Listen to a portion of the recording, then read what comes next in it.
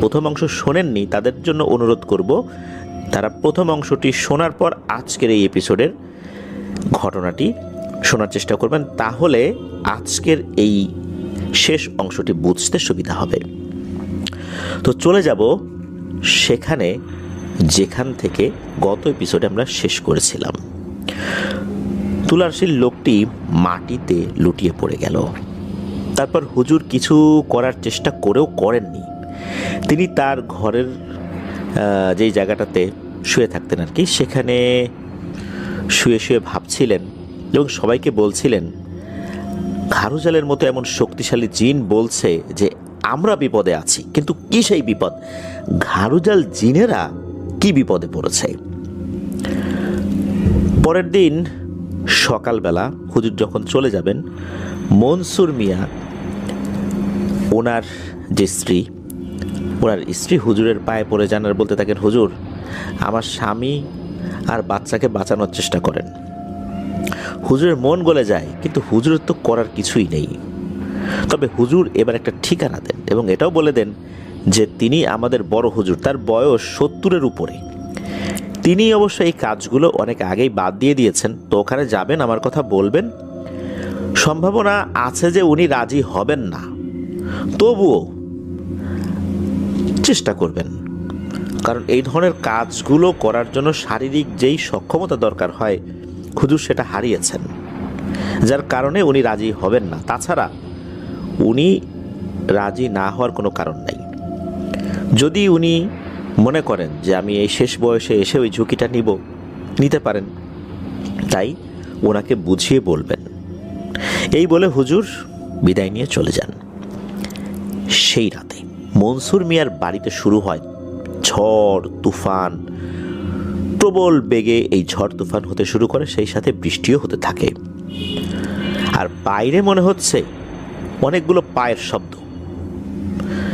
আবার মারামারির শব্দ, ধস্তাধস্তির শব্দ, এরকম মনে হচ্ছে কেউ কুস্তি খেলছে, কাউকে উপর থেকে মাটির উপর আছাড় মারা হচ্ছে। এরকম আছাড় মারা যেরকম শব্দ হয় না, ধূপ ধাপ শব্দ, এরকম।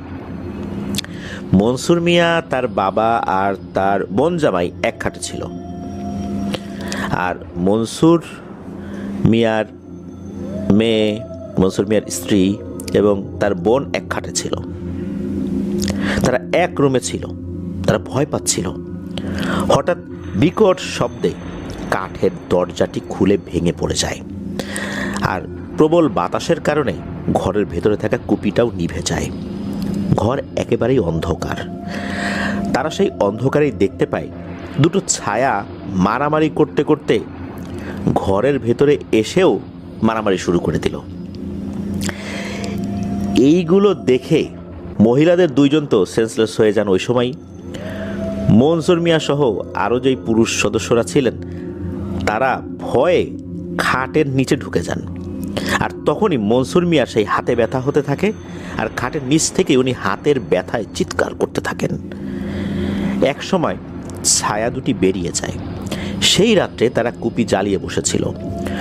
মনসুর মিয়ার বাবা বলতে থাকেন, কালকেই ওই হুজুরের কাছে যেতে হবে, না হলে আমরা কেউই মনে হয় আর বাঁচতে পারবো না। রাত পার হলেই তারা ওই বড় হুজুরের বাড়িতে যান। হুজুরের বাড়িতে গিয়ে তাকে বলেন যে বড় হুজুর আমাদেরকে তো ওই হুজুর পাঠিয়েছেন, অর্থাৎ আগের যে হুজুর পাঠিয়েছিলেন তার কথা বলেন। হুজুর বলেন যে বাপুরে, আমি তো এখন এই কাজগুলো করি না, আপনারা তো ভুল জায়গায় চলে আসছেন, অন্য তো আরো হুজুর আছে, তাদের কাছে যান। মনসুর মিয়ার বাবা আর তার বোন জামাই কিছুতেই তো হুজুরকে ছাড়েন না। হুজুর কথা না বলেই মসজিদের দিকে চলে যেতে থাকেন। এদিকে তারা তো বসেই থাকেন।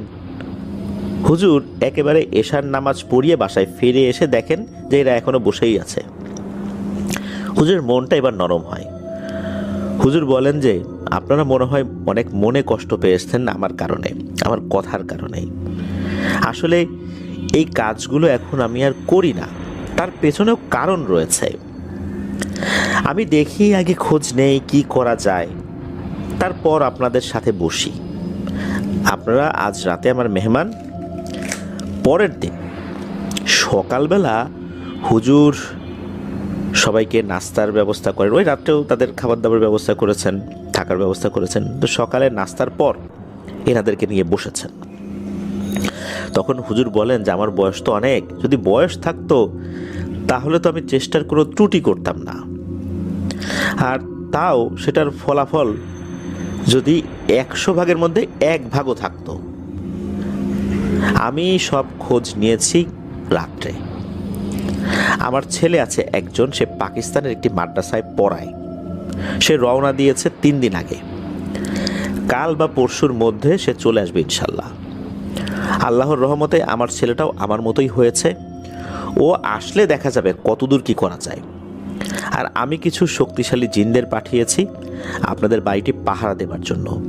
ওরা দূরে অবস্থান নিয়েছে, কোনো বিপদ হলেই এরা এগিয়ে যাবে। আর আপনারা আমার সাথে চলুন আপনাদের বাড়ি। কখন কি হয়ে যায় বলা যায় না। কাল রাতেও এসেছিল বাচ্চা নিতে। এই বলে তারা রওনা দিয়েছেন। মাগরিবের আজান দিয়ে দেবে, মানে এদিকে কি হয়েছে, মাগরিবের আজান দিয়ে দেবে এমন সময় মনসুর মিয়ার বোন কান্না করছে, আর তার স্ত্রী বাচ্চা কোলে নিয়ে বসে আছেন। মনসুর মিয়া হঠাৎ করে এসেই বলছে, বাচ্চাটা দেও তো, কোলে নেই। এই সময় বাচ্চাটি ওয়াশরুম করে দিয়েছে। তখন মনসুর মিয়াকে বলছে তার স্ত্রী যে একটু অপেক্ষা করো, ওর কাপড়টা একটু বদলে ওকে একটু পরিষ্কার করে নিই। তো এই কথা বলার সাথে সাথে মনসুর মিয়া তার স্ত্রীর মুখ চেপে ধরেন আর বলতে থাকেন, তোকে দিতে বলছি না, দে। আর এই সময় আরও একটা মনসুর মিয়া ঘরে ঢোকেন। এটা দেখে তো মনসুর মিয়ার স্ত্রী বেহুশ হয়ে যান। বেহুশ হওয়ার আগে চিৎকার করে বলে ওঠেন, ওরে আল্লাহ রে, এটা কি দেখি রে। এদিকে রান্নাঘর থেকে তার বোন দৌড়ে আসে। এসে দেখেন এই অবস্থা, 2টা মনসুর মিয়া মারামারি করছে। কোথা থেকে আরও একটা এসে যোগ দিল মারামারিতে, সেটাও মনসুর মিয়া। এখন এই যে উঠানের মধ্যে 3 জন মারামারি করছে, কে যে কাকে মারছে, কে যে আসল মনসুর মিয়া, এটা কেউ বুঝতে পারছে না।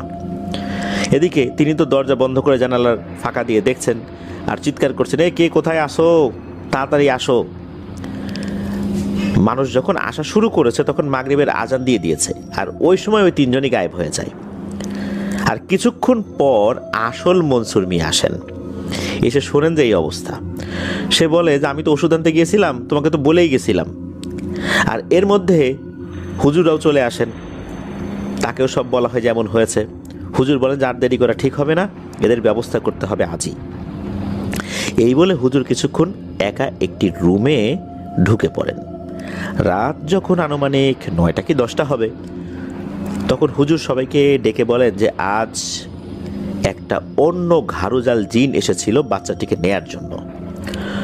তখন আরেকটি ঘাড়ুজাল জিন এসে বাধা দেয়। আমার পাহারায় থাকা আরেকটি জিন এসে অংশ নেয় মারামারিতে, মনসুর মিয়ার রূপ ধরে।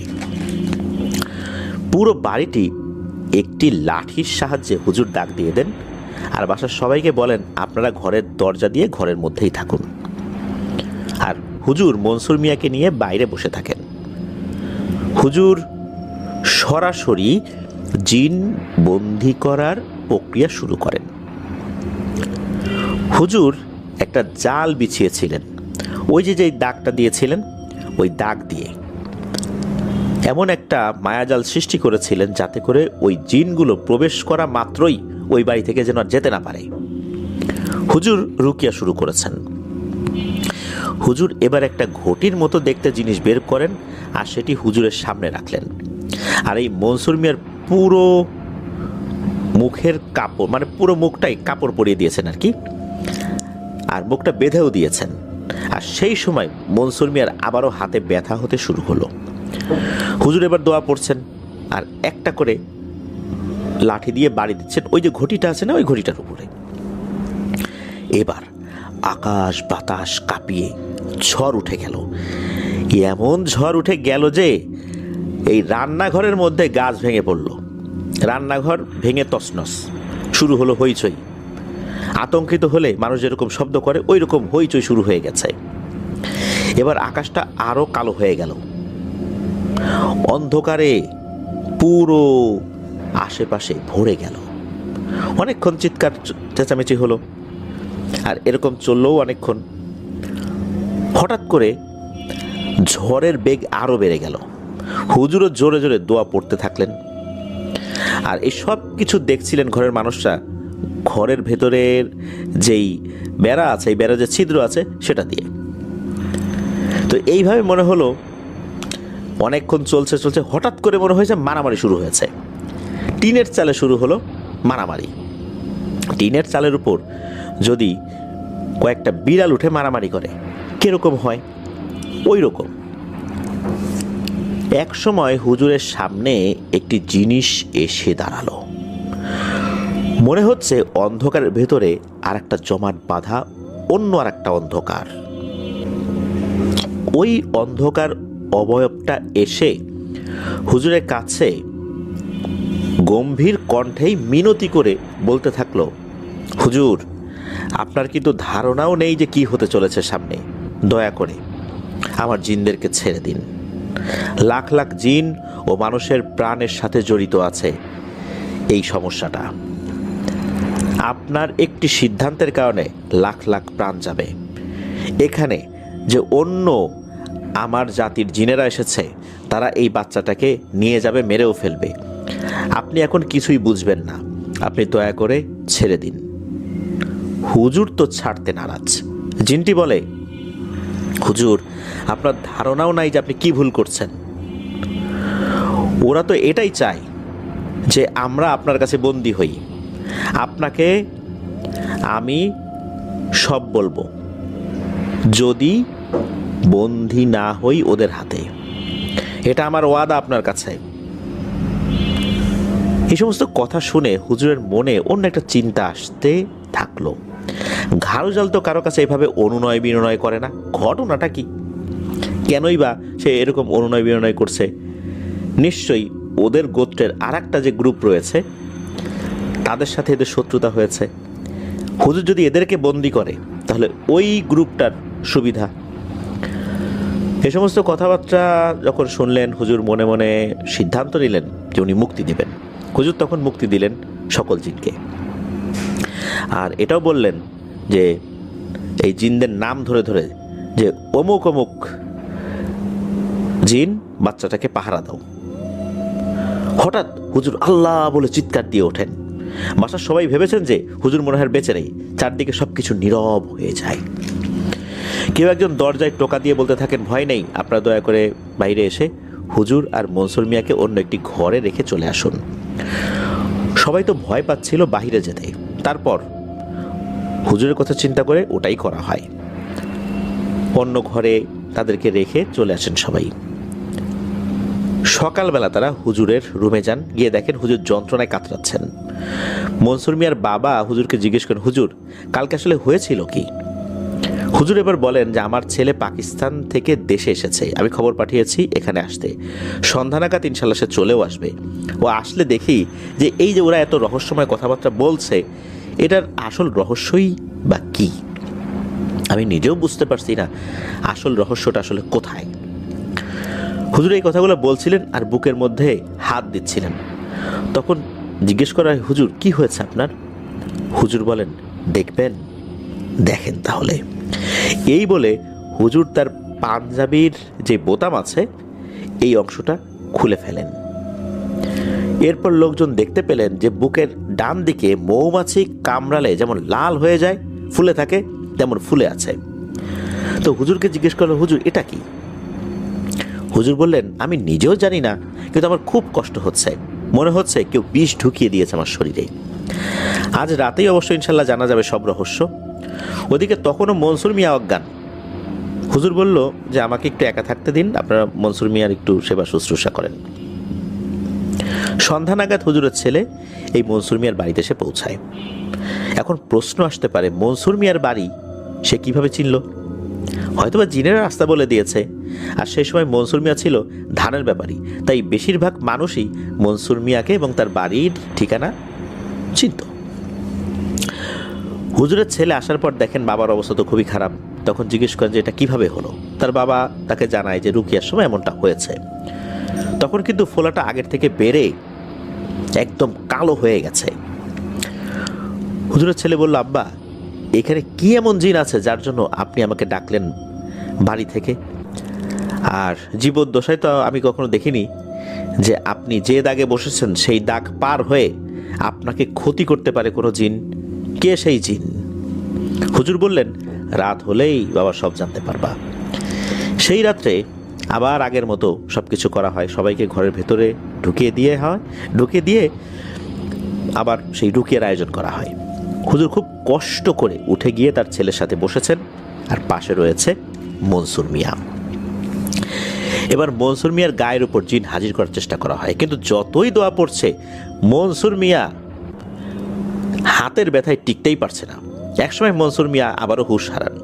সারা রাত তো হুঁশ হারাইছেন, দিনের বেলা একটা সময় হুঁশ আসছিল, তখন সেবা শুশ্রূষা করা হয়েছে। রাতের বেলা আবার যখন রুকিয়া শুরু করা হয়েছে আবার হুঁশ হারিয়েছেন। তখন সবাই চুপ। তখনই একটা ছায়া অবয়ব কোনখান থেকে এসে হুজুর আর তার ছেলের সামনে ধপাস করে বসায়। অবয়বটি বলে, আসসালামু আলাইকুম, আপনাকে ধন্যবাদ। আপনি যদি কাল উপকার না করতেন তাহলে আমরা বন্দী হয়ে যেতাম আর এক পর্যায়ে মারা যেতাম। আমাদেরকে ধরে নিয়ে যেত আমাদেরই জাতির ভাইয়েরা, অন্য কোনো গোত্রের কেউ না। হুজুর এবার প্রশ্ন করলেন, তোমরা তো ঘাড়ুজাল জাতির জিন, তোমরা আমার কাছে সাহায্য চাইলা কেন? আর তোমরা কেন এখানে এতটুকু বাচ্চাকে নিয়ে? তোমাদের কি এমন কারাকারি? কেন এই মনসুর মিয়ার মধ্যে একটা সাধারণ মানুষকে এত কষ্ট দিচ্ছ? কি চাই তোমাদের? আর এই মনসুর মিয়ার শরীরে তুমি আসলে না কেন? সরাসরি সামনে এসে বসলা কেন? জিনটি বেশ কিছুক্ষণ চুপ থেকে বলে, কিভাবে ঢুকবো হুজুর? আমার মালিক এই লোকটার শরীরে, এর শরীরে অন্য কোনো জিন আসতে পারবে না। আর এর ভেতর যে আমার মালিক আছে তা অন্য জিনেরাও জানে না। আমি চাইলেই আপনাকে কাল মিনতি না করে হত্যা করতে পারতাম, সেই ক্ষমতা আমার ছিল, কিন্তু আমি মিনতি করেছি আপনার কাছে। আপনি আমার জিনদের বন্দি করেছেন এমন একটা বিপদের সময়, আমি তখন বাধ্য হই অনুরোধ করার জন্য।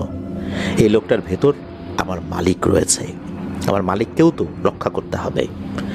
হুজুর বলল, মানে তোমার আবার মালিক আসলো কোত্থেকে? তুমি না সর্দার? জিনটি বলল,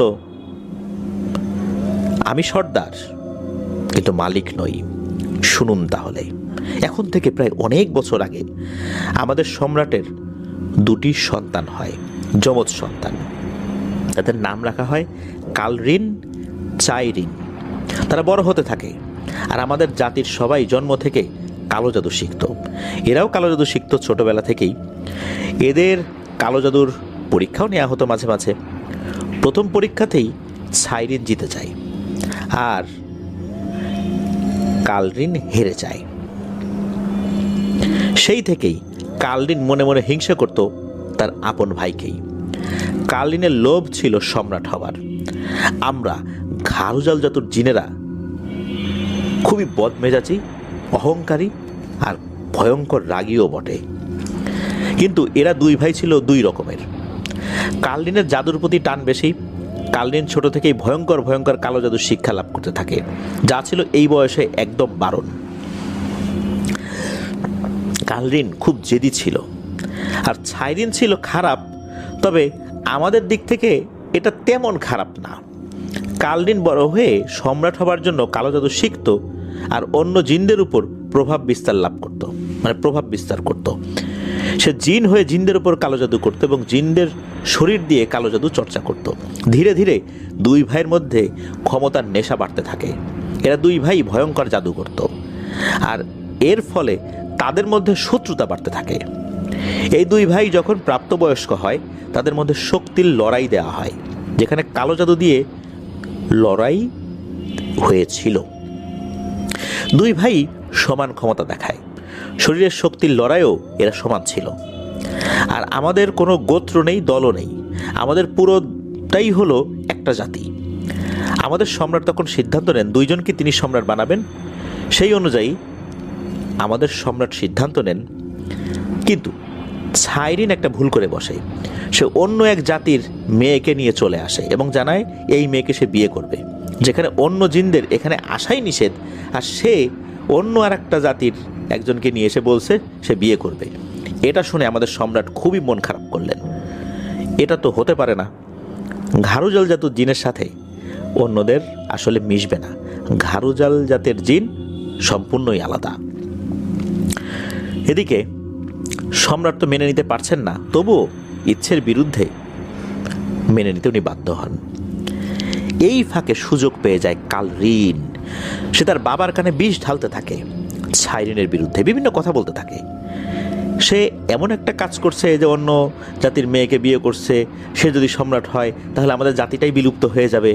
এইভাবে যদি আমাদের অন্য ঘাড়ুজাল জাতির জিন সদস্যরা এটা দেখে আর একটা গোত্রের জিন নিয়ে আসে, দেখা যাবে মানুষ নিয়ে আসছে, মানুষদের ভিতর থেকে কোনো মেয়েকে নিয়ে আসছে, বলছে যে আমি বিয়ে করব, তখন সম্রাট কিভাবে এটা মানা করবে? সে নিজেই তো অন্য আর একটা গোত্রের একটা মেয়ে জিনকে নিয়ে আসছে বিয়ে করার জন্য, আর বিয়েও করছে। এভাবে আমাদের জাতির যে মূল ধারা এটা নষ্ট হয়ে যাবে, এটা সংকর জাতিতে পরিণত হবে, আমাদের শক্তি কমতে থাকবে। এটা তো ঠিক না, এটা ঠিক হচ্ছে না। এভাবে তো আমরা আমাদের জাতির শক্তি নষ্ট হতে দিতে পারি না, আমাদের জাতিটাকে বিলুপ্ত হতে দিতে পারি না। বিভিন্ন জিনেদের জাতি এভাবে বিলুপ্ত হয়ে গেছে। এক গোত্রের সাথে আর এক গোত্রের বিবাহ শাদী হয়েছে, এরপর মানুষদেরকে নিয়ে আসছে, তাদের সাথে বিয়ে হয়েছে। এভাবে এই গোত্রের মধ্যে বিভিন্ন ধরনের সমস্যা হয়েছে। আমরা তো এটা করতে পারি না। এই ধরনের কথাবার্তা বলতে থাকে তার বাবার কাছে। সম্রাট এই কথাগুলোতে বেশ প্রভাবিতও হন। সম্রাট এবার মৌখিকভাবে ঘোষণাই দিয়ে দিলেন, আমার পর কালরিন সম্রাট হবে।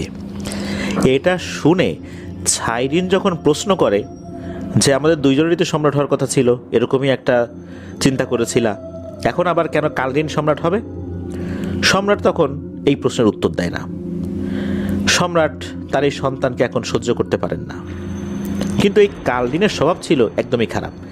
সে সম্রাট হবার ঘোষণার পর থেকে কাউকে দাম দিত না, এমনকি তার নিজের বাবা যে চলমান সম্রাট, বর্তমান সম্রাট, তাকেও সে দাম দিত না। এরকম অবস্থা বেশ কিছুদিন চলতে থাকার কারণে রাগে ক্ষোভে সম্রাট আবার একটি নতুন সিদ্ধান্ত নেন। দুই ভাইকেই তিনি সম্রাট বানাবেন বলে পুনরায় সিদ্ধান্ত নেন। সেই কথা অনুযায়ী সম্রাটের মাথায় একটা রাজকীয় পাথর ছিল, যেটা ঘাড়ুজাল জাতির জিনেদের সম্রাটদের মাথায় এই পাথরটা থাকে। এই যে পাথরটা, এটা একটা বিশেষ পাথর। এই পাথর যার কাছে থাকবে সেই সম্রাট বলে গণ্য হবে। কিন্তু এই পাথর তো একটা, ওই পাথরটিকে দুইটি ভাগে যদি ভাগ করে দেওয়া হয় তাহলে দুইজনকে দেয়া পসিবল বা সম্ভব। এরপর এই পাথরটা দুই ভাইকেই দেয়া হয়। যখন এই পাথরটা দুই ভাগে ভাগ করে দুই ভাইকে দেয়া হয়, এরপর থেকে সম্রাটের শরীর খারাপ হতে থাকে। আমাদের জাতির যেই চিকিৎসক রয়েছেন তারা কিন্তু খুবই দুর্ধর্ষ প্রকৃতির চিকিৎসক। পৃথিবীর অনেক দুরারোগ্য ব্যাধির চিকিৎসা তারা জানেন, বিভিন্ন ধরনের কালো জাদুর চিকিৎসাও তারা জানেন। তারাও চিকিৎসা করে কোনো ধরনের ফল পেলেন না। এমন কেন হচ্ছে তা জানার জন্য আমাকে দায়িত্ব দেওয়া হয়। আমার সন্দেহ ছিল ছাইরিন হয়তো এমন কিছু করেছে সম্রাট না হওয়ার ক্ষোভের কারণে। হতে পারে এমনটা, কারণ যখন বলা হয়েছিল যে আর একজন সম্রাট হবে তখন তো ছাইরিন ক্ষিপ্ত হয়েছে, তখন কিছু করতে পারে। এখন না হয় সম্রাট দুজনকেই সম্রাট হিসাবে ঘোষণা দিয়েছেন, কিন্তু কিছুদিন আগেই তো উনি অন্য সিদ্ধান্তে ছিলেন। হয়তোবা ওই সময়ে ছাইরিন কিছু করেছে। আমি অনেক দিন ছাইরিনের পেছনে গুপ্তচর হয়ে কাজ করি, কিন্তু কিছুই পাই না। একদিন আমি দেখতে পাই কালরিন কোথায় যেন যাচ্ছে, সাথে কোনো জিন নেই, অথচ তার সাথে দেহরক্ষী থাকে। আমি তার পিছু নিতে শুরু করি। কালরিন একটি পাহাড়ে ঢুকে যায়, আর মানুষের রূপ ধরে সে পাহাড়ে ঢোকে। সেই পাহাড়ে আরো একটা মানুষ ছিল। এই মানুষটা ওখানে আগে থেকেই ছিল। আমি বুঝতে পারি এই মানুষটা কোন একটা তান্ত্রিক। এই দুইজনের সাথে অনেক কথা হয়, কিন্তু এক পর্যায়ে একটা কথা শুনে আবার পিলে চমকে যায়। সেই কথাটা ছিল এমন, যত তাড়াতাড়ি মরবে আমি তত তাড়াতাড়ি সম্রাট হব, আর তোকে অনেক শক্তিশালী বানিয়ে দেব। দেখিস না, বুড়োটা তো মরেই না। আমি এবার বুঝে ফেলি কালরিন এই তান্ত্রিককে দিয়েই কালো জাদু করেছে, তাও আবার নিজের বাবার উপরে। আমি গিয়ে সম্রাটকে সব জানাই। সম্রাট নিজের ছেলের এমন কর্মকাণ্ডে খুবই কষ্ট পান। সম্রাট এবার নতুন করে সবার সামনে আবারও ঘোষণা দেন, তোমাদের নতুন সম্রাট এখন থেকে ছাইরিন। দুইজনকে সম্রাট বানানোর চিন্তা করেছিলাম, সেটাও বাদ। এখন থেকে ছাইরিনই তোমাদের নতুন সম্রাট হবে। কিন্তু এখন আর সম্রাটের কথার দাম ছিল না, কারণ তার কাছে ওই পাথরটা তো নাই। পাথরটা তো দুই ভাগে ভাগ করে দেওয়া হয়েছে। এই দুই ভাইয়ের মধ্যে শুরু হয়ে যায় এখন লড়াই। দুই ভাইয়ের আলাদা আলাদা দল তৈরি হয়ে যায় আমাদের গোত্রের ভেতর থেকেই। ছাইরিনের পক্ষে একটা দল, কালরিনের পক্ষে আর একটা দল। অথচ আমরা একই জাতির, কিন্তু দুইটা দল হয়ে গেছে, দুইটা গোত্রের মতো হয়ে গেছে। এরা তো লড়াই করতে থাকে, আর এর মধ্যে আমাদের সম্রাট মারা যায় ওই তান্ত্রিকের কালো জাদুর প্রভাবে। কালরিন ওই তান্ত্রিককে তার অধীনে রেখে সুরক্ষা দেয়, কেননা ঘারুজাল জাতির জিনের সম্রাটের উপরে কোনো একজন মানুষ তান্ত্রিক কালো জাদু করেছে, এটা সাধারণ কোনো তান্ত্রিক নয়, এটা অসাধারণ কোনো এক তান্ত্রিক। যার কারণে কালরিন তার অধীনে রেখেই ওই তান্ত্রিককে সুরক্ষা দেয়। এভাবেই ঘারুজাল জাতির জিনের মধ্যে দুইটা দল সৃষ্টি হয়ে যায়, কিন্তু রাজ্য একটাই, কিন্তু দল দুইটা। আমি চলে যাই ছাইরিনের দলে।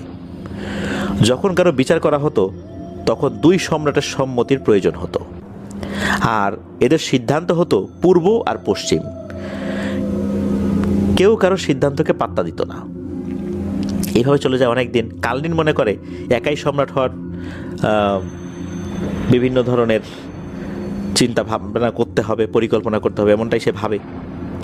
একদিন ছাইরিনের স্ত্রীর ভাই বোনদেরকে ধরে আনা হয়। ছাইরিনের স্ত্রী এসে হাজির হন। ছাইরিনের স্ত্রী বলে, এদের অপরাধ কি? কালরিন বলে, এরা আমাদের রাজ্যে প্রবেশ করার সাহস করেছে, তাই এদেরকে হত্যা করব। ছাইরিনের স্ত্রী বলে, ওরা আমার ভাই বোন, আমাকে ওরা দেখতে আসতেই পারে এই রাজ্যে, তার জন্য কি ওদেরকে হত্যা করতে হবে? এরা কি তোমারও আত্মীয় স্বজন না?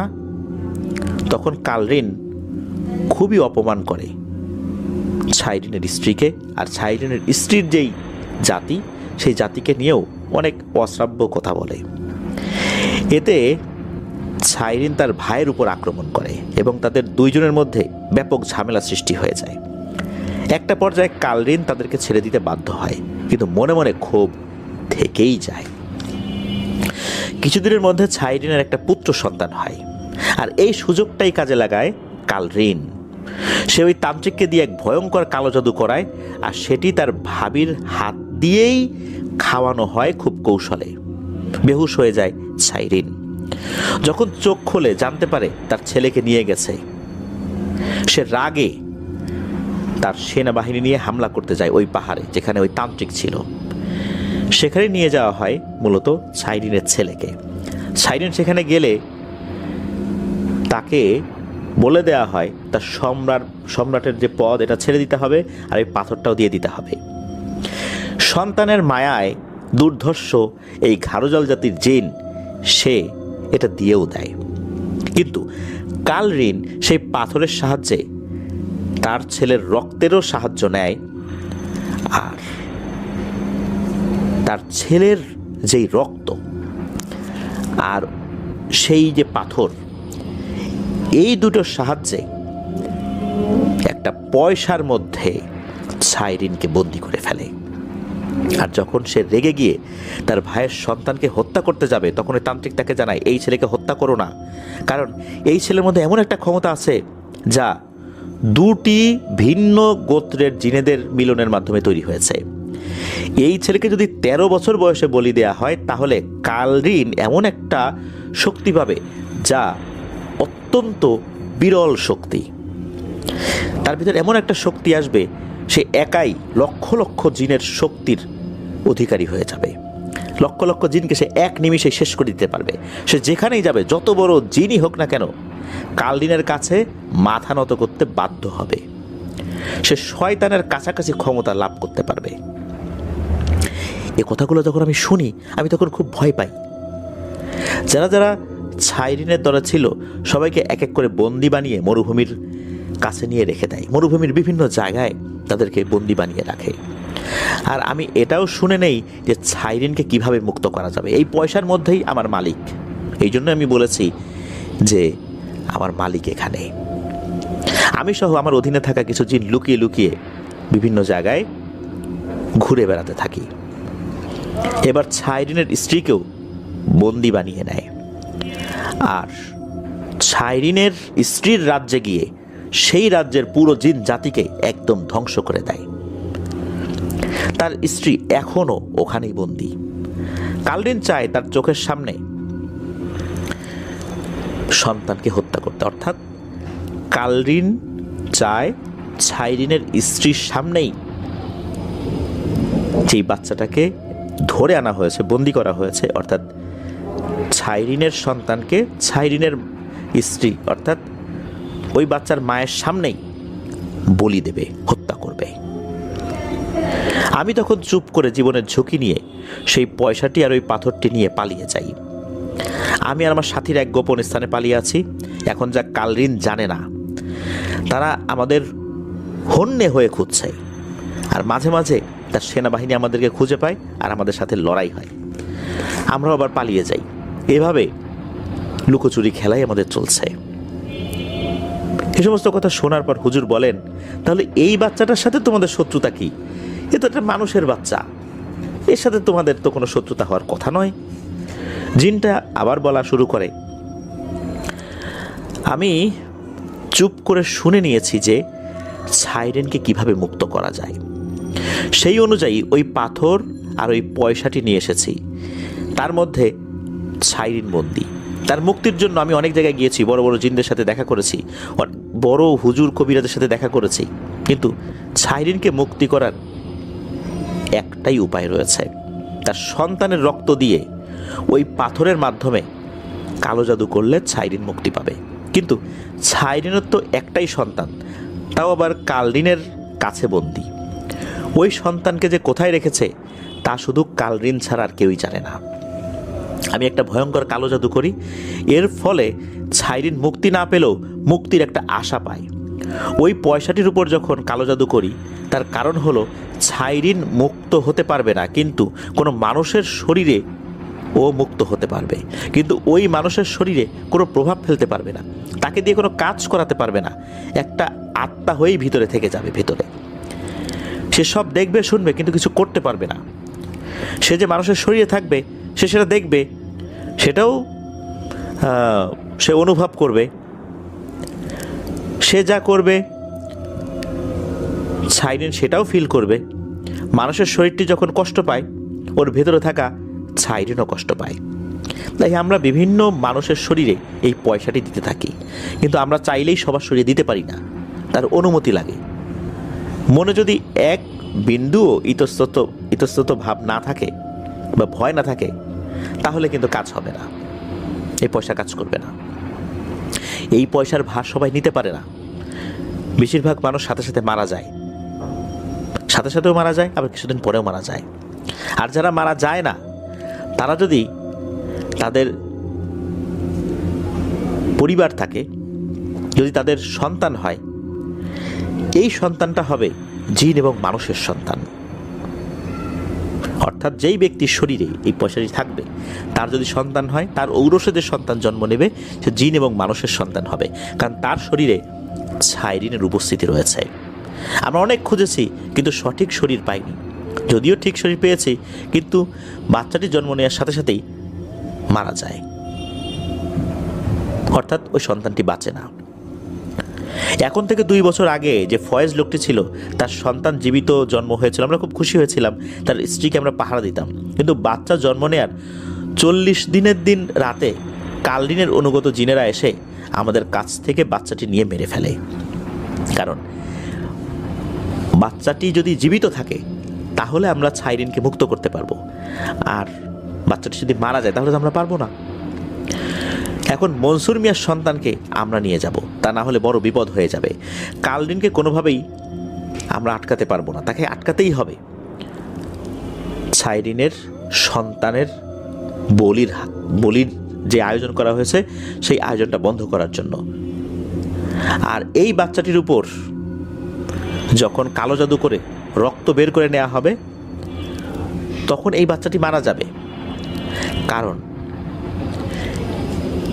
এর শরীরে মানুষ এবং জিনের রক্ত রয়েছে। এতটুকু বাচ্চার উপর কালো জাদু করলে এই ধকল এই বাচ্চা সহ্য করতে পারবে না, এই কারণে বাচ্চাটা মারা যাবে। আর এটা ছাড়া আমাদের উপায়ও নাই, কারণ আমার মালিককেও মুক্ত করতে হবে, তার সন্তানকেও বাঁচাতে হবে।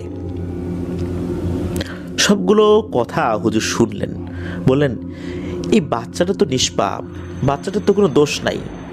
তখন জিনটা বলে, দোষ কি দোষ না সেটা বোঝার ক্ষমতা আমরা হারিয়েছি। আপনার মালিক যদি বন্দী থাকতো, আপনার মালিকের সন্তানকে যদি বলি দেওয়ার উদ্দেশ্যে সেই বাচ্চার মায়ের সামনেই বলি দেবে এমন আয়োজন করা হয়, তাহলে আপনি কি দোষ কি না দোষ এটা কি বুঝবেন? আমিও বুঝি না।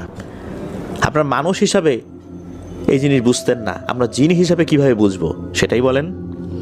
আমার শুধু একটাই চাওয়া, আমার মালিককে মুক্ত করতে হবে, আর কালদিনকে হত্যা করতেই হবে। আর আমার মালিকই একমাত্র সেই জিন যে কালদিনকে মারতে সক্ষম, আমরা পারবো না। কালদিন যে ধরনের কালো জাদু করে এটা কাটানোর ক্ষমতা শুধু আমার মালিক ছাইরিনেরই রয়েছে, আমরা এটা পারি না।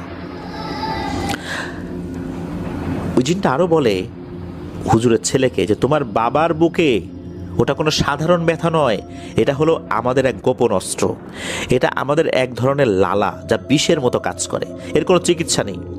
যখন এটা বুকের বাম দিক থেকে বুকের ডান দিকে যাবে এক সময় সেটা হার্টের মধ্যে ঢুকে যাবে বা হৃদয়ে ঢুকে যাবে, তখন এই ব্যক্তি মারা যাবে। গতকাল আপনি আমাদেরকে যখন বন্দি করছিলেন তখন কালদিনের একটি জিন আপনাকে মৌমাছি হয়ে কামড় দেয় আর বিষ ঢেলে দেয়। একথা শোনার সাথে সাথে হুজুরের ছেলে ভয়ে আতঙ্কে বলে ওঠে, এখন উপায় কি? জিনটি বলে, এটার একটাই উপায়, আমার মালিকের লালা, সে যদি মুক্ত হয়ে তার মুখে লালা লাগিয়ে দেয় তাহলেই এই বিষক্রিয়া থেমে যাবে। হুজুর তখন বলেন, সেটা তো বুঝলাম, কিন্তু এই মনসুর মিয়ার হাতে ব্যথা কেন হয়?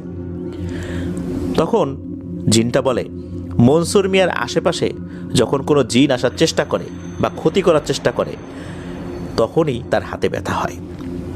মূলত এই হাতে যে ব্যথাটা, এই ব্যথাটা অন্য কোনো জিনের উপস্থিতিতেই এটা হয়, কারণ অন্য জিন যে আসে সেই জিনটা মনসুর মিয়াকে ক্ষতির মাধ্যম দিয়ে আমার মালিকেরও ক্ষতি করার চেষ্টা করে। মনসুর মিয়ার কাছে যখন অন্য জিন আসে আমার মালিককে হত্যা করার জন্য, তখন আমার মালিক মনসুর মিয়ার শরীর থেকে বেরিয়ে আসার চেষ্টা করে, আর তখন এই পয়সার মতো জিনিসটা এক জায়গা থেকে আরেক জায়গা নড়াচড়া করে, চলাচল করে। এই জন্যই মনসুর মিয়ার হাতে তীব্র ব্যথা হয়। হুজুর বলেন, তাহলে এখন উপায় কি? জিনটি বলেন, কোনো উপায় নেই। আজকে 39তম দিন, 41তম দিনের দিন আমরা এই বাচ্চাটিকে নিয়ে যাব। হুজুর তখন বলেন, নিয়ে যাবা মানে? তুমি তো কথা দিয়েছিলে নিয়ে যাবা না। জিন বলে, আমি সব বলার কথা দিয়েছি, বাচ্চা নিয়ে যাব না এই কথা তো আমি আপনাকে একবারও বলি নাই। তারপর তোমাদের 2 দিন সময় দেয়া হলো, এর মধ্যে যদি তোমরা কোনো উপায় বের করে মালিককে মুক্তি দিতে পারো তাহলে আমরা ওই বাচ্চাটিকে নিয়ে যাব না, আমাদের দরকারও নাই। সময় মাত্র 2 দিন, মনে থাকে যেন।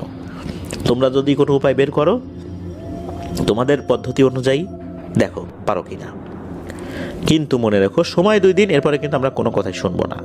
আমরা আমাদের যে সমস্যা এই সমস্যার কথা কিন্তু বলেছি, সুতরাং এখন কিন্তু আমাদেরকে আর খারাপ ভাবার কারণ নাই। হ্যাঁ, আমরা খারাপ, আমার মালিককে বাঁচানোর জন্য, মালিকের সন্তানকে বাঁচানোর জন্য, মালিকের স্ত্রীকে বাঁচানোর জন্য আরও যদি খারাপ হতে হয় আমরা সেটাই হব। এই বলেই ওই জিনটা চলে যায়। হুজুর আর হুজুরের ছেলে ভাবতে থাকেন কি করা যায়। কারণ ওরা ওদের মালিক এবং মালিকের সন্তানকে বাঁচানোর জন্য, মালিকের স্ত্রীকে বাঁচানোর জন্য যে কোনো কিছু করবে। এটা আসলে থামানোর উপায় নেই বললেই চলে। হুজুরের ছেলে বলেন তার বাবাকে যে, বাবা তোমারও তো প্রাণের ঝুঁকি আছে, আমি তোমাকে তো হারাতে দিতে চাই না। হুজুরের ছেলে বাড়ির সবাইকে নিয়ে বসে। হুজুরের ছেলে বলেন, আপনাদের সমস্যার সমাধান করতে এসে এখন আমার বাবার প্রাণের ঝুঁকি সৃষ্টি হয়েছে। কিভাবে এই সমস্যার সমাধান করবো আমি জানি না, তারপর আল্লাহ ভরসা, আল্লাহর উপর ভরসা আমরা রাখবো, দেখি কি সমাধান বের হয়।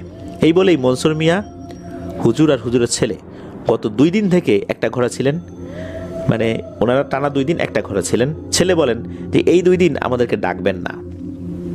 2 দিন পার হয়ে যায়। 2 দিন পর হঠাৎ সন্ধ্যার সময় তারা রুম থেকে বের হন। হুজুরের ছেলেকে অনেক ক্লান্ত লাগছিল। হুজুরের ছেলে বলেন, আমাদেরকে কিছু খাবার দিন। তাকে জিজ্ঞেস করা হলো, মনসুর মিয়ার বড় হুজুর কোথায়? ছেলে বলে যে ওনারা আছেন অচেতন অবস্থায়। এরপর হুজুরের ছেলে বলা শুরু করলেন, আমি গত 2 দিন থেকে আমার বড় বড় শক্তিশালী জিনেদেরকে দিয়ে খবর সংগ্রহ করার চেষ্টা করি যে এই সাইরিনকে মুক্ত করার কোনো উপায় আছে কিনা, আমার বাবার শরীরে যে বিষ আছে তা কাটানোর কোনো কিছু আছে কিনা। আমার জিনেরা আমাকে জানায় যে এটা তাদের জানার মধ্যে নাই। আমি অনেক শক্তিশালী জিনেদের কাছে খবর পাঠাই, সবাই একই কথা বলে যে এর কোনো বিকল্প নাই, কোনো উপায় তাদের জানা নাই। এর মধ্যে একটা দিন আমার কাছে খবর আসে যে তাদের খুব সম্মানিত এক বুজুর্গ জিন রয়েছে, তিনি চেষ্টা করলে এর সমাধান বের করলেও করতে পারেন আল্লাহর ইচ্ছায়, কিন্তু উনি এখানে আসবেন না। কারণ এরকম বুজুর্গ জিনেদেরকে কোথাও ডাকাটা সম্মানের মধ্যে পড়ে না, এতে তারা অসম্মানিত বোধ করতে পারেন, আর এটা আদবের খেলাফ। আমাকে যেতে হবে তার সাথে দেখা করার জন্য। উনি কারো ডাকে সাড়াও দেন না, উনি কোথাও আসেনও না, সবাই তার সাথেই দেখা করতে চায়। এমনকি জিনেরাও তার সাথে দেখা করতে যায়, মানুষও তার সাথে দেখা করতে চায়। সশরীরে মানুষকে তার সাথে দেখা করতে হবে। তার সাথে দেখা করার একটাই উপায়, সশরীরে দেখা করতে হবে। আমি সেই দেখাটি করেছি। আসলে উনি কিভাবে দেখা করেছিলেন এটা জানা যায়নি। ধারণা করা হয় হয়তোবা শক্তিশালী কোনো জিনের সাহায্যে সশরীরে ওই জিনের সাথে উনি দেখা করেছিলেন, জিনদেরই কোনো যানবাহন দিয়ে। তো এরপরে উনি বলতে থাকেন যে জিনদের শিখিয়ে দেয়া যে নিয়মগুলো, সেই নিয়মগুলো আমি একটি নির্দিষ্ট স্থানে গিয়ে করতে থাকি। আমি চোখ বন্ধ করে আমল করতে থাকি। অনেকক্ষণ পর আমার কানে সালাম ভেসে আসে, আমার নাম ধরে কেউ ডাকতে থাকে। আমি চোখ খুলে দেখতে পাই আমি একটা অন্য জগতে। ওই বুজুর্গ জিন আমাকে জানায় যে, বাবা তোমার হঠাৎ এখানে আসার কারণ কি? তোমার কাছেই তো শক্তিশালী জিন আছে, আমাকে কেন দেখা দিতে হলো? আমার কাছেই তোমাকে কেন আসতে হলো এত কষ্ট করে? তখন আমি বলি, আপনাকে বিরক্ত করতে চাইনি, কিন্তু এটি ছাড়া আমার কাছে আর কোনো উপায়ই নেই। এটিতে আমার বাবা, একটা শিশু, এক লোকের প্রাণ এবং আরও লক্ষ লক্ষ জিনেদের প্রাণ সংশয়ে আছে এই বিষয়ের সাথে। তখন ওই বুজুর্গ জিন বলেন, বলো তুমি কি বলতে চাও? এরপর হুজুরের ছেলে সমস্ত কথা ব্যাখ্যা করতে থাকলেন। কালরিনের নাম শোনার সাথে সাথে ওই বুজুর্গ জিনের চোখে মুখে নাকি একটা চিন্তার ছাপ পড়ে গেল। জিনটি বললেন, আমার কিছু মিশরীয় ইফরিত ছাত্র রয়েছে যারা মুসলিম, যদিও বা তারা ইফরিত শ্রেণীর জিন, তবে তারা মুসলিম। তাদের কাছ থেকে আমি কালরিনের ভয়াবহতার কথা শুনেছি। ঘারুজালদের সাথে মিশরীয় ইফরিদের একটা ঝামেলা রয়েছে অনেক বছর আগে থেকেই। পিশাচ ইফরিত আর ঘারুজালদের সবসময় কোনো কিছু নিয়েই একটা প্রতিযোগিতা হতো, কেউ কাউকে সহ্য করতে পারতো না। সাপ আর নেউলে যেরকম সম্পর্ক ওই রকম আর কি। এরা ইফরিতদের দেখলেই হত্যা করতো, অর্থাৎ ঘারুজাল জিনেরা ইফরিত শ্রেণীর জিনদেরকে দেখলেই হত্যা করত। ইফরিত হলো এদের 2 চোখের বিষ। এখন যদি কালরিন ওই বলিটি দিয়ে দেয় তাহলে ঘোর অমঙ্গল হয়ে যাবে, কালরিন আরও শক্তিশালী হয়ে যাবে। হুজুরের ছেলে বলেন, হুজুর কি করা যায় আপনি বলুন, আপনি তো অনেক কিছুই জানেন আল্লাহর ইচ্ছায়। আল্লাহ যখন বিপদ দিয়েছেন নিশ্চয়ই কোনো না কোনো উপায়ও দিয়েছেন। বুজুর্গ জিন অনেকক্ষণ ভেবে বললেন, একটা উপায় আছে। এমন একজন ব্যক্তি যিনি আল্লাহ চাইলে এই সমস্যার সমাধান করতে পারেন। হুজুরের ছেলে বলেন, কে সে? বুজুর্গ জিনটি বলেন, এক আল্লাহর কামেল ওলি রয়েছেন, কিন্তু উনি এখন যে কোথায় আছেন সেটা আমি জানি না। উনি কিছুদিন পর পর জায়গা পরিবর্তন করেন, বিভিন্ন সমস্যার সমাধান করেন আল্লাহর হুকুমে। সেই ব্যক্তিকে খুঁজতে হবে। তোমার অধীনে থাকা জিনেরা ওনাকে চেনার কথা। তুমি তোমার জিনদেরকে বলবা জিকির পাগলা, এতেই তারা বুঝে যাবে। এই কথা বলে একটি চিঠি দেয় হুজুরের ছেলের হাতে, আর তাকে ওই চিঠিটি ওই জিকির পাগলাকে দিতে বলেন যদি দেখা হয়। জিনটি হুজুরের ছেলেকে চোখ বন্ধ করতে বলেন। তো এরপর হুজুরের ছেলে চোখ খুলে দেখেন যে সে ওই বাড়িতে চলে এসেছে। মানে সে অন্য একটা জায়গায় ছিল, চোখ খোলার সাথে সাথে দেখেন আবার এই যে মনসুর মিয়ার বাড়িতে সে চলে এসেছে। হুজুরের ছেলে ওই মনসুর মিয়ার বাড়ির অন্য সদস্যদেরকে বলেন যে আমি তো খোঁজ লাগিয়েছি, ইনশাল্লাহ পেয়ে যাব খুবই দ্রুততম সময় আর কি। বড় হুজুর আর মনসুর মিয়া কিন্তু তখনও বেহুশ। হুজুরের ছেলে বলেন, আজকে 41তম দিন, আজ যে কি হবে একমাত্র আল্লাহ তাআলাই জানেন। রাতের বেলা সবাইকে রুমের দরজা লাগিয়ে দিতে বলেন, আর আল্লাহর কাছে বিপদ থেকে সাহায্য চাইতে বলেন এই হুজুরের ছেলে। রাত বাড়তে থাকার সাথে সাথে টেনশনও বাড়তে থাকে সবার। হুজুর আর তার বাবা মনসুর মিয়াকে নিয়ে আসলে সবারই তো টেনশন। এমন একটা বিষয়, 41তম দিন হয়ে গেছে, এখন কি হবে? হুজুরের জ্ঞান ফিরলেও মনসুর মিয়ার জ্ঞান কিন্তু তখনও ফেরেনি। তখন মনসুর মিয়াকে শুইয়ে দেওয়া হয় আলাদা জায়গায়, সবাই অপেক্ষা করছে। সেই সময় হাজির হয় সেই জিনটি। হাজির হয়ে বলতে থাকে, সময় শেষ হুজুর, আজই এই বাচ্চাটাকে নিয়ে যেতে হবে। আপনি কি কোনো উপায় পেয়েছেন? যদি বলেন আমি চেষ্টা করব, আর না উপায় যদি পান তাহলে আমাকে বাধা দিতে পারবেন না। হুজুরের ছেলে বলেন, উপায় তো একটা পেয়েছি, কিন্তু এখনো তার দেখা পাইনি, পাবো খুব তাড়াতাড়ি। ওই জিনটি বলে, কি উপায় হুজুর, দ্রুত বলেন। হুজুর তখন বলেন, এরকম এরকম একজন ব্যক্তি। জিনটি বলে, সেই ব্যক্তি খুঁজতে খুঁজতে তো আমাদের সময় শেষ হয়ে যাবে, রাত পার হয়ে যাবে। আর ওই দিকে কালরিন বলি দেওয়ার প্রস্তুতি নিচ্ছে, কালকেই বলি দেওয়ার কথা। আর এই কথাটা খুব গোপনে আমি জানতে পেরেছি। অতএব এই বাচ্চাটিকে নিয়ে যাওয়া ছাড়া আমাদের আর কোনো উপায় নেই। আজই 41তম দিন। আজ বাচ্চাটিকে নিয়ে যদি আমরা কোনো কাজ করতে না পারি তাহলে এই বাচ্চাটিকে নিয়েও আমাদের কোনো কাজ হবে না। দয়া করে বাধা দিতে আসবেন না। যদি বাধা দিতে আসেন আমরা বাধ্য হব আপনাকে হত্যা করতে। হুজুরের সাথে ওই জিনটার কথা কাটাকাটি হয়। একটা সময় হুজুর বলেন, আচ্ছা তোমাদের ছাইরিন তো সব শুনছে তাই না? আর এই সন্তানটাও তো এক হিসাবে ছাইরিনেরও সন্তান। তোমার কথা অনুযায়ী ছাইরিন তার ছেলেকে বাঁচানোর জন্য বন্দী হয়েছিল, নিজের সাম্রাজ্য ছেড়ে দিয়েছিল। আবার এই সন্তানের জীবনের বিনিময়ে সে মুক্তি পেতে চায়। তাহলে কেমন বাবা সে? সন্তানের জীবন নিয়ে নিজের জীবন বাঁচাতে চায়। দুনিয়ার সকল প্রাণীর মধ্যেই ভালো খারাপ রয়েছে, কিন্তু খারাপ বাবা কি খুব একটা খুঁজে পাওয়া যাবে? আমরা তো একটা উপায় বের করেছি। যদি কোনো বিকল্প উপায় না থাকতো তাহলে একটা কথা থাকতো, এ কেমন রক্ত পিপাসু বাবা। এই কথাগুলো যখনই হুজুর বলেছেন তখনই মনসুর মিয়া হঠাৎ শুয়ে শুয়েই সাপের মতো মোচড়াতে শুরু করে, আর খুব জোরে জোরে চিৎকার করা শুরু করে। এমন চিৎকার আগে কখনোই মনসুর মিয়া করেনি। হাতে ব্যথা হয়েছে, চিৎকার করেছে, কিন্তু এত জোরে কখনো করেনি। জিনটা তখন বলে ওঠে, মালিক বেরিয়ে গেছে শরীর থেকে। মানে ওই পয়সাটি বেরিয়ে গেছে।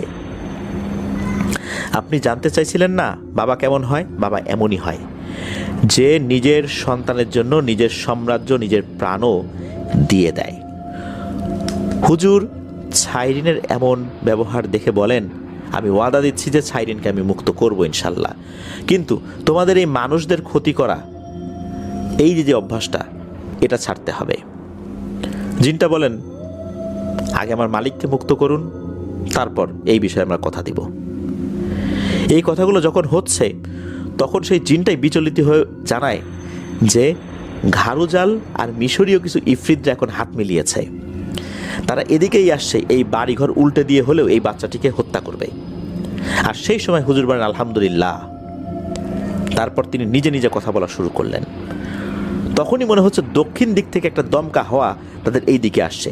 হুজুর বিড়বিড় করে কিছু পড়লেন।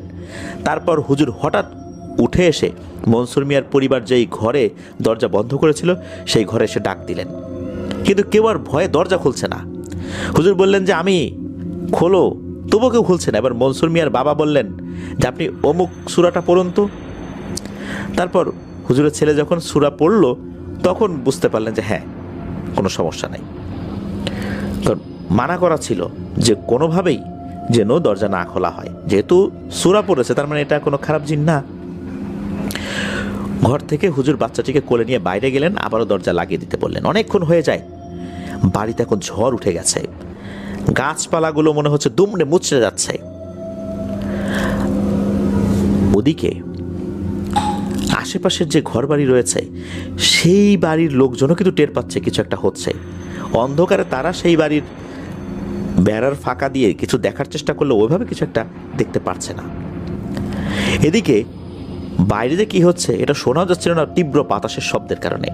অনেকক্ষণ এভাবে চললো, সব কিছু আস্তে আস্তে কমে যেতে থাকে। একটা সময় বাড়ির চারদিকে অন্য ভাষায় কথা বলতে থাকে অনেকগুলো মানুষের কণ্ঠের মতো কিছু একটা।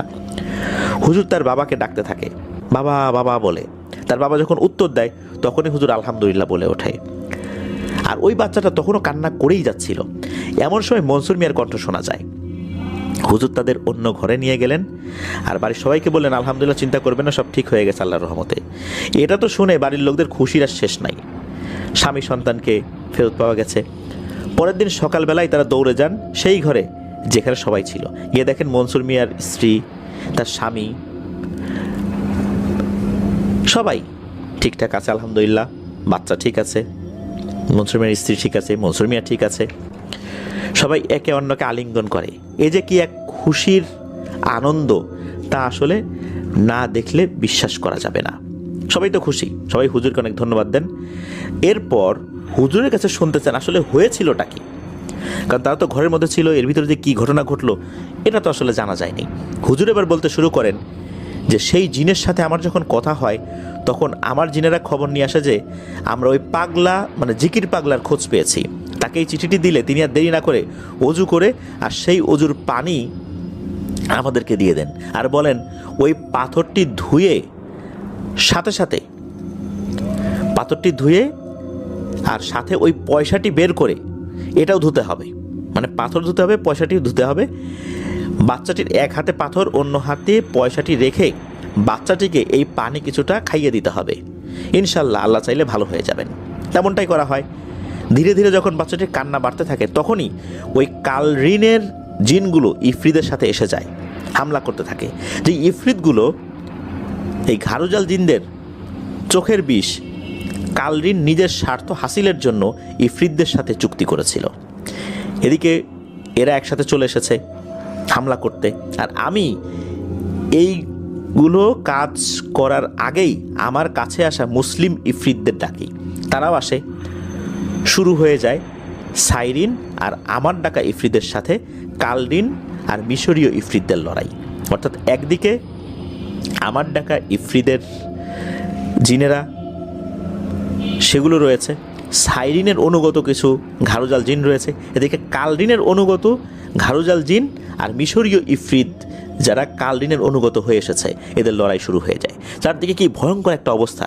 ঠিক এই সময় বাচ্চাটির হাত থেকে পয়সার পাথরটি পড়ে যায়, আর এই পয়সাটি একা একাই লাফাতে থাকে, নাচতে থাকে। আর সেই সময় পয়সাটি থেকে একটু একটু করে ছায়ার মতো কিছু একটা বের হয়ে আসতে থাকে। কিছুক্ষণের মধ্যে আমি বুঝতে পারি সাইরিন বের হচ্ছে। ঠিক ওই সময় আমি আমার চোখ নামিয়ে নেই। আমি যদি আরেকটু তাকাতাম তাহলে আমি মারাই যেতাম। আমার সাথে থাকা জিনগুলো সরে যায়। সাইরিন বের হয়ে একটা হুঙ্কার দেয়। এই হুঙ্কারে কালরিনের সবাই পালিয়ে যায়, কারণ সাইরিন কিন্তু সম্রাট। তারও কিন্তু অনেক কালো জাদু জানা, তারও শক্তি কম না। বিশেষ একটা পদ্ধতিতে তাকে এই পয়সার মধ্যে আবদ্ধ করে ফেলা হয়েছিল। সবাই তো পালিয়ে গেল, আমার ডাকা ইফরিতগুলো ভয়ে পালিয়ে যায়। তখনই ছাইরিনের দলের সেই সর্দার যে আমার সাথে কথা বলেছিল সে আসে, আর এরা দুজন আরবি ভাষায় কথা বলতে থাকে, তারা খুব খুশি। আর ওই ছাইরিনের জিনটি আমার বাবার দিকে ইশারা করে আরবিতে বলে, আপনি তো সব শুনেছেন, এই লোকটি আমাদের সাহায্য করেছে, তাকে এখন আপনি সাহায্য করুন। ছাইরিন তখন মুখের লালা দিয়ে কি যেন পরে হুজুর বুকে লাগিয়ে দেয়। তারপর ছাইরিন আর তার সাথীরা আমাকে কালকে দেখা হবে এই কথা বলে চলে যায়। বড় হুজুরের বুকটা ধীরে ধীরে ভালো হতে থাকে, ফোলাও কমে যেতে থাকে, আর বাচ্চাটির হাতে যেই পয়সাটি ছিল সেই হাতে লাল একটা দাগ দেখা গেল। হুজুর বললেন যে এটা ঠিক হয়ে যাবে ইনশাল্লাহ ধীরে ধীরে, এটা কোনো সমস্যা না। সেদিন ভালো মন্দ রান্না করা হলো, হুজুর খেয়ে ঘুরতে বের হলেন আশেপাশের এলাকায়। এই যে এত কিছু হয়ে গেল এতদিনে, খুব কম বাড়ির মানুষজনই এটা কিন্তু জানতো। সন্ধ্যা নাগাদ হুজুররা বাড়ি ফিরলেন। হুজুর বললেন আজ রাতে কিছু কাজ আছে, ইনশাল্লাহ আগামীকাল আমরা চলে যাব, আমাদের কাজ শেষ হয়ে যাবে আজকে রাত্রি। এই বলেই বড় হুজুর আর তার ছেলে কোথায় যেন চলে গেলেন, শুধু বলে গেলেন যে আমরা কাছাকাছি আসছি, ভোর হওয়ার আনুমানিক 1 ঘন্টা আগে আমরা আসবো ইনশাল্লাহ। সেই অনুযায়ী ভোর হওয়ার আনুমানিক 1 ঘন্টা আগে হুজুররা বাসায় ফেরত আসলেন। এসেই বাপ বেটা খুশি হয়ে কি যেন বলছেন আর কি, পাশের ঘর থেকে কিছুটা শোনা যাচ্ছিল আর কি। পরের দিন সকালবেলা খাওয়া দাওয়া করার পর যখন হুজুররা রেডি হচ্ছিলেন চলে যাওয়ার জন্য, সবাই জিজ্ঞেস করেন, হুজুর কালকে রাতে কোথায় ছিলেন আর কি করলেন কালকে রাত্রে? হুজুর বললেন, কালকে রাত্রে সেই জিন ছাইরিন এসেছিল আমার কাছে, আর ছাইরিনের অনুগত যে জিনটা, যার কাছ থেকে সব তথ্য আমরা জেনেছিলাম, সেও এসেছিল। তারা এসে বলতে লাগলো, হুজুর আমাদের সাহায্যের প্রয়োজন, আপনি আমাদের হয়ে আরও একটি কাজ করে দিন। কালরিন ওই কবিরাজকে দিয়ে একটা সুরক্ষা বলয় বানিয়েছে, আমরা কিছুতেই আমাদের রাজ্যে প্রবেশ করতে পারছি না। আমাদের গুপ্তচরের মাধ্যমে আমরা জানতে পারি কালরিন ওই তান্ত্রিককে দিয়ে এমন একটি কালো জাদুর মাধ্যমে মায়াজাল সৃষ্টি করেছে, যার কারণে আমরা কোনোভাবেই যেতে পারছি না। এটা যদি কোনো জিন করতো আমরা খুব সহজেই ভেঙে দিতে পারতাম, কিন্তু এটা হয়েছে একটা মানুষের দ্বারা। এটা এমন এক জাদু, আমরা এত শক্তিশালী হওয়ার পরও সেটা ভাঙতে পারছি না, আমরা প্রবেশ করতে পারছি না। আমরা যদি আমাদের রাজ্যে প্রবেশ করতে না পারি তাহলে তো আমাদের সব কিছু বৃথা হয়ে যাবে। কালদিন এত ভয়ঙ্কর হবে যা কল্পনাও করা যাবে না। হুজুর তখন বললেন, আমরা কিভাবে সাহায্য করব বলো? হুজুর বললেন, এটি আপনার হাতে রাখুন। এই বলে একটি জিনিস দিল হুজুরের হাতে। আপনি চোখ বন্ধ করে থাকবেন, আপনি চোখ বন্ধ করার পর দেখতে পারবেন আপনি আমাদের সাথে আছেন। আপনি সরাসরি না গিয়েও আমাদের সাথে যেতে পারবেন অন্য মাধ্যমে। আপনার শরীরের উপর পুরো নিয়ন্ত্রণ থাকবে, আপনি এখন যেরকম ইচ্ছা মতো সব কিছু করতে পারছেন তখনও পারবেন। আপনি আমাদের সাথে আছেন এটা জানতে পেরে কালরিন বা তান্ত্রিক আপনাকে মারার জন্য এখানে চলে আসবে, আর সেই সময় আপনার বাবা আর আমার জিনেরা আপনাকে সুরক্ষা দেবে। এই কথাগুলো হওয়ার মাঝে বড় হুজুর বললেন, আমার এই খুঁটিটি নিয়ে যাও, তাহলে তোমাদের কিছুটা উপকারে লাগতেও পারে।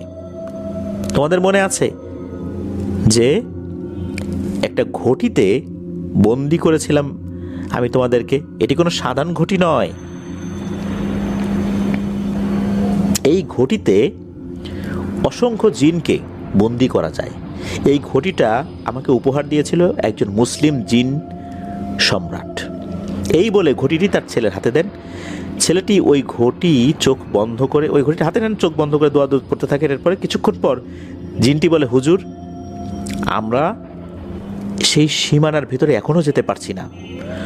হুজুর চোখ খুলে দেখলেন তিনি সবার সামনে। হুজুর যখন পেছনে তাকাতে চাইলেন তখন একজন জিন বলল, হুজুর পেছনে তাকাবেন না, আমরা এখন আসল রূপে আছি, এই রূপ আপনি দেখতে পারবেন না, এটা অত্যন্ত ভয়ঙ্কর রূপ। হুজুর লক্ষ্য করলেন যে কি ব্যাপার, আমি একটু আগে কোথায় ছিলাম এখন কোথায় আছি? চারদিকে মনে হচ্ছে ধু ধু মরুভূমি। মরুভূমিতে চাঁদের আলোতে বা মরুভূমিতে চাঁদ তারার যে আলো খুব সুন্দর দেখা যায়, মরুভূমির একটা অন্য রূপ আছে, ওই রকম মনে হচ্ছিল। আর মরুভূমিতে যে বালিগুলো রয়েছে মনে হচ্ছে বালিগুলো লাল রঙের, এরকম মনে হচ্ছে আর কি তার কাছে। হুজুর তখন কিছু বালি হাতে নিয়ে দোয়া পড়ে ফু দিলেন, সামনের দিকে ছুড়ে দিলেন। তারা তখন কিছু দূর সামনে গেলেন, তারা দেখতে পেলেন দূর থেকে কারা যেন আসছে। ছাইরিন পেছন থেকে একটা কি যেন ভাষায় ডাক দিল, আর সাথে সাথে কোথা থেকে যেন হাজার হাজার জিন মাটি থেকে উঠে আসতে লাগলো। ছাইরিন এবার হুজুরকে বললেন, আপনি মাটির দিকে তাকিয়ে থাকুন, কারণ এরা খুব ভয়ঙ্কর রূপে আছে, আসল রূপে আছে, এটা দেখলে আপনি ভয় পেতে পারেন, আমরা চাই না যে আপনি ভয় পান। এই বলেই ছাইরিনের মাটি থেকে উঠে আসা এই সেনাবাহিনী আর কালদিনের সেনাদের মধ্যে হঠাৎ করেই যুদ্ধ লেগে যায়। আর কিছুক্ষণ পর ছাইরিনের জিনটি এসে বলে, হুজুর আপনাকে আমি নিতে এসেছি, কালদিন এখানে নেই, বলি দেওয়ার জন্য বাচ্চাটিকে তান্ত্রিকের কাছে নিয়ে গেছে। হুজুরকে নিয়ে যায় সেই জায়গাতে, গিয়ে হুজুর দেখছেন এখানে খুব মারামারি, একজন তান্ত্রিক এখানে বসা। হুজুর বুঝে যান এই তান্ত্রিক কালো জাদু করে কালদিনকে সাহায্য করছে। হুজুরে বসে বসে সেই কালো জাদুগুলো কাটাতে লাগলেন রুকিয়ার মাধ্যমে। তখন সেই জিনটি বলল, হুজুর কালদিনের নাম করে এই ঘটিতে ফু দিতে থাকুন। হুজুর তাই করা শুরু করলেন। এবার খুব চিৎকার ভেসে আসলো হুজুরের কানে, আর ঘটিটিও লাফাচ্ছিল। অনেকক্ষণ লাফানোর পর ঘটিটা পড়ে যায়। তখন তান্ত্রিক উঠে পালানোর চেষ্টা করে। তান্ত্রিক দৌড়ে কিছু দূর যাওয়ার পর একটা বিকট চিৎকার দিয়ে নাই হয়ে যায়। এবার ছাইরিনের ওই জিনটা বলে, হুজুর আপনি এই আমার দেয়া এই জিনিসটা ফেলে দিন, তারপর চোখ খুললে আপনি আপনার জায়গায় ফেরত চলে যাবেন। হুজুর তাই করেন। এই বলে হুজুরের ছেলে থামলেন। বড় হুজুর এবার বলা শুরু করলেন, আমার ছেলে যখন চোখ বন্ধ করেছিল, কিছুক্ষণ পর ভয়ঙ্কর ভয়ঙ্কর জিনেরা এসে আমাদের উপর হামলা করতে চাইলে আমাদের রক্ষাকারী জিনেরা আর ছাইরিনের রেখে যাওয়া ঘাড়ুজাল জাতির কিছু জিনেরা আল্লাহর রহমতে আমাদেরকে রক্ষা করে। এর কিছুক্ষণ পর 4 জন ব্যক্তি আসেন আমাদের কাছে, এসেই বলতে থাকেন, ঘটিটি দিয়ে, অর্থাৎ ঘটিটা দিয়ে দেন। এবার বলে যে, শুকরিয়া হুজুর, আমি ছাইরিন, এ আমার স্ত্রী, আর এ আমার সন্তান, আর এ হলো সে জিন যে আমাকে মুক্তি দিতে এগুলো করেছে, আর কালরিনকে আমি একটু আগে মেরে ফেলেছি। এখানে যে 4 জন দেখছেন, এই 3 জনই আমার পরিবারের সদস্য, আমি, আমার ছেলে, আমার স্ত্রী, আর আমার একান্ত অনুগত জিন, যে এত কষ্ট করেছে জীবনের ঝুঁকি নিয়ে আমাকে মুক্ত করার জন্য। আর কালরিনকে হত্যা করা হয়েছে। কালরিনকে হত্যা করার মাধ্যম দিয়ে আমাদের ঘাড়ুজাল জাতির জিন আগের যে অবস্থায় ছিল, একক একটা গোত্র, একক একটা জাতি, সেটাতে পরিণত হবে। হুজুর আপনাদের দেয়া কথা অনুযায়ী আমরা এখন থেকে বিনা দোষে আর কারো ক্ষতি করব না, কথা দিলাম। আমাদের কেউ ক্ষতি করলে সেটার হিসাব নিকাশ আলাদা, কিন্তু অকারণে আমরা কোনো মানুষকে কষ্ট দেব না। এই বলে তারা চলে যায়। আর চলে যাওয়ার আগে বলে যায়, এই মনসুর মিয়ার সন্তান মানে আমারও সন্তান, আর এই খবর কেউ জানলে ক্ষতি হতে পারে, তাই এরা যেন দূরে কোথাও চলে যায়, এখানে আর না থাকে। এই বলেই তারা ওখান থেকে চলে যায়। হুজুররাও এই সমস্ত কথাবার্তা বলে বিদায় নিতে থাকেন। আর এই মনসুর মিয়ার পরিবারকেও এই কথাগুলো বলেন যে আপনারাও দূরে কোথাও চলে যান, যাতে করে কোনো মানুষের খারাপ নজরও যেন না পড়ে। কারণ অনেক তান্ত্রিক আছে, তারা এই ছেলেটাকে দেখলেই বুঝতে পারবে যে এই ছেলের রক্তের মধ্যে জিন এবং মানুষের রক্ত রয়েছে। কারণ এই মনসুর মিয়ার শরীরে যেহেতু সাইরিন ছিল, যার কারণে মনসুর মিয়ার শরীরের উপর একটা বিশেষ প্রভাব পড়ে গিয়েছিল। আর মনসুর মিয়ার ঔরসেই মনসুর মিয়ার সন্তান জন্ম নিয়েছে। এর মধ্যে সাইরিনের ঔরসজাত সন্তানও মনসুর মিয়ার সন্তান। এই কারণে এই সন্তানটা 8-10টা স্বাভাবিক সন্তানের মতো না। কোনো তান্ত্রিক একে মেরেও ফেলতে পারে, এর রক্ত দিয়ে অনেক কিছু করতে পারে। সুতরাং এমন একটা জায়গায় চলে যান যাতে করে কোনো দুষ্টু লোক আশেপাশে না থাকে। তো এই ঘটনার অল্প কিছুদিন পর মনসুর মিয়া, তার স্ত্রী, সন্তান কোথায় যেন চলে যান, কেউ জানেন না। আর এই যে ঘটনাগুলো যিনি বলেছেন, তিনি হচ্ছেন মনসুর মিয়ার বোনের মেয়ের জামাই। সেই হিসাবে এটা হলো মনসুর মিয়ার নাতি জামাই। ঘটনা এখানেই শেষ। আর এই ঘটনাটা লেখা শুরু করেছিলেন জুন মাসের 2 তারিখ থেকে। বেশ দীর্ঘ একটা ঘটনা। আর এই ঘটনায় যে বিষয়গুলো রয়েছে, জিনেদের মধ্যে কিন্তু সাম্রাজ্য দখলের যে ব্যাপারগুলো, এগুলো কিন্তু খুব মারাত্মক আকারে রয়েছে। আগে যেমন রাজ্য দখল করার জন্য সবসময় এক রাজা আর এক রাজার সাথে যুদ্ধে লিপ্ত থাকতো, জিনেদের মধ্যে তো আসলে এভাবে রাজ্য সিস্টেম, ওরাও একই রকমভাবে নিজেদের সাম্রাজ্য বিস্তার করতে থাকে, একই রকমভাবে কাজ করতে থাকে। আরেকটু বোঝার জন্য আমরা বলতে পারি, বিভিন্ন উপজাতি সম্প্রদায় রয়েছে পৃথিবীর বিভিন্ন জায়গায়। পাকিস্তানে যেরকম পাহাড়ি কিছু উপজাতি রয়েছে, তাদের নিজস্ব আইন কানুন রয়েছে, নিজস্ব কালচার রয়েছে, তাদের নিজস্ব সৈনিক রয়েছে, নিজস্ব অস্ত্র ভাণ্ডার রয়েছে, তারা কিন্তু তাদের গোত্রের বাইরে যায় না। আর এরকম এক গোত্রের সাথে আরেক গোত্রের কিন্তু লড়াই থাকে, লেগেই থাকে, এলাকা নিয়ে, ক্ষমতার বিস্তার নিয়ে। আবার কোনো কোনো গোত্রের সাথে সন্ধি থাকে, একে অন্যকে সাহায্য করে, একজন বিপদে পড়লে আরেকজন সাহায্য করে। ঠিক এরকম পদ্ধতি কিন্তু জিনেদের মধ্যেও রয়েছে। আর জিনেদের এই জগতে অনেক ঘটনা ঘটে, অনেক যুদ্ধ হয়, যা আমরা কেউই জানি না। এই ঘটনাটি এমন একটি ঘটনা যেখানে এক জিন সম্রাটকে একটি পয়সার মধ্যে বন্দি করে ফেলা হয়। এই পয়সাটা আবার একটা মানুষের শরীরেও ঢুকিয়ে দেওয়া হয় বিশেষ একটা পদ্ধতিতে। আসলে ঘটনাটি বেশ রহস্যময়, টান উত্তেজনাপূর্ণ। প্রিয় লিসেনার্স, আমার শারীরিক অসুস্থতার কারণে যেহেতু গলায় সমস্যা রয়েছে, আমি ওভাবে হয়তো উপস্থাপন করতে পারি নাই। আমার এই অক্ষমতাটা ক্ষমা সুন্দর দৃষ্টিতে দেখবেন। ধন্যবাদ জানাচ্ছি মাসুদ রানাকে, চমৎকার একটি ঘটনা দীর্ঘ সময় ধরে আমাদেরকে লিখে পাঠিয়েছেন। আপনার কাছ থেকে আরও ঘটনার প্রত্যাশা আমরা রইলাম।